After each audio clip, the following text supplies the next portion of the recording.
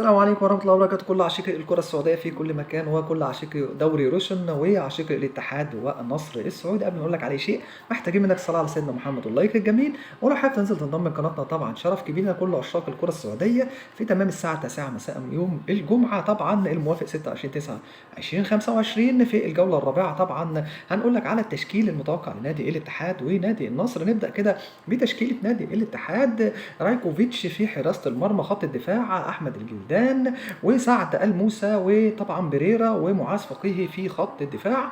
ونروح على طول على خط الوسط، هيكون طبعا ثلاثي خط الوسط فابينيو، حسام عوار، وكانتي ده للاتحاد. وخط الهجوم طبعا موسى ديابي وكريم بنزيما وبنجون. طبعا ده التشكيل المتوقع لنادي الاتحاد. ونروح على طول على التشكيل المتوقع لنادي النصر في حراسة المرمى.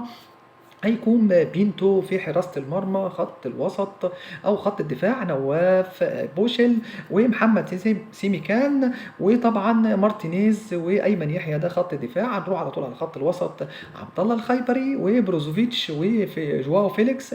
وطبعا خط الهجوم حدث ولا حرج: ساديو ماني، الدون، كريستيانو رونالدو، كومان. طبعا دي التشكيلة المتوقعة لنادي الاتحاد ونادي النصر. اليوم هتكون كلاسيكو السعودي في تمام الساعة 9 مساء بتوقيت السعودية، و9 مساء بتوقيت القاهرة. طبعا يعني ثمانية، قناة ثمانية ون ستنقل اللقاء. فارس عوض المعلق الكبير، فارس عوض معلقا على اللقاء.